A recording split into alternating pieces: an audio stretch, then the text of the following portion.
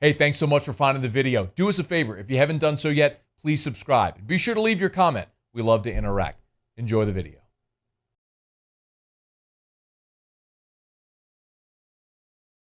Both Jameis Winston and Taysom Hill had media availability on Tuesday, and this is the time where we should be seeing mini camp activities, but again, the Saints are taking time away from the field. They're not going to be doing on-field work as much of the NFL is, but this was an opportunity to hear from the guys that are competing to replace Drew Brees, and Jameis Winston was pretty apparent and pretty upfront about his feelings going into this year after watching a year ago.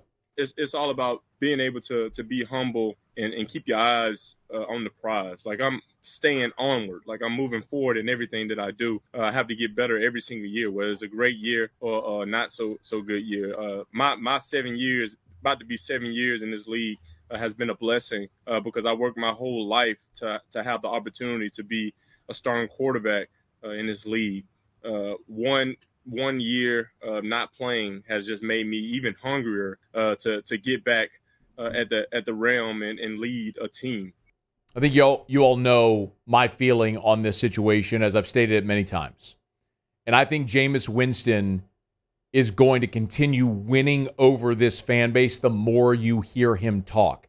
He is charismatic. He is a leader. And I think humility can be a great sign of a leader, which he showed a year ago by taking a lesser contract, by sitting the bench, keeping his mouth shut, and learning from one of the best ever to do it. And Jameis did talk about the changes he's made in the past year.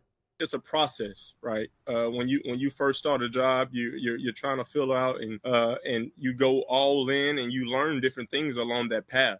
This is going to be my 7th year, and I learned so many different things that I can apply to help me up to my game now. And I've learned some things that I don't need to apply to my game. And one thing I have learned is specifically over the past 2 years is not necessarily doing the things that you know, is being able to say no, like doing the things that you like, not doing the things that you should not do, instead of just doing the things that you should do. Because being an NFL quarterback, everybody can get back there and throw the ball, but being able to make those decisions that, hey, we cannot do this, is really a big factor into, are you going to be a great quarterback or you're going to be average. Remember when Jameis Winston signed with the Saints and he said he was coming to get a Harvard education in quarterback play? It sounds like some of those lessons took. Everyone in the NFL can make those throws, but sometimes growing as a quarterback is knowing what you should not do. Certainly sounds like a guy who is progressing. He also discussed his relationship with Taysom Hill. We have the same mentality. Our main focus is to win. And to be our best selves. And I think that's what I respect about Taysom, because he is a man that can do so many great things for this team. He has done so many great things for this organization since he's been here. So just trying to find ways to serve him and work with him is going to make both of us better in terms of leading our teammates and working with them as well. I do want to be clear again for those who maybe haven't heard me talk too much about this, just as a refresher. I love Taysom Hill. I love Taysom Hill as an NFL player. I love Taysom Hill as a member of the New Orleans Saints. He fits the culture, and he has a role carved out that Sean Payton has created, which is integral to what the Saints do offensively and on special teams, and something that's worked so well that other teams are trying to replicate it. Of course, because this is a copycat league.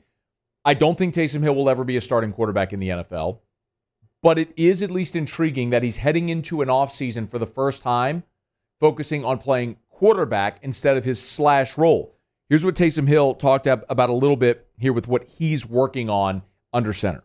There are some things that, specific to kind of our offense, things that I would have done differently with some of my footwork, some decision making, based on coverage and stuff like that, that I certainly would have done differently in the moment, and things that I've taken note of. So the footwork stuff has been an easy thing to focus on this offseason, and there are other things that I'll continue to work on.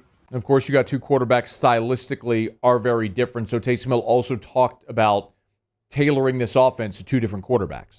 I think the emphasis this offseason really has been a weight room specific deal, to where we have been out on the field with the receivers, the running backs, tight ends, and we're throwing routes that we know we're going to install but we really haven't had a ton of contact with the coaching staff this offseason. I know that we've, historically here, we've kind of had conversations about the RPO game, and we're continuing to having some conversations that way. But, we really haven't had a ton of time with the staff to have a ton of those conversations. The most interesting thing about this situation is typically when a legendary quarterback is out, the heir apparent is obvious. When Brett Favre was out in Green Bay, Aaron Rodgers was there. When Peyton Manning was out in Indianapolis, Andrew Luck was there. Typically, you know who that guy is going to be. But here of late, of course, Tom Brady leaves New England, and there wasn't an obvious answer. And right now, we think we know it's going to be Jameis Winston, but the intrigue of two guys trying to win that job in this offseason makes New Orleans a fascinating story throughout training camp heading into the 2021 NFL season. We will certainly be following. Hey, thanks so much for watching. Please leave your comments. I love to interact, and be sure to hit the red subscribe button below.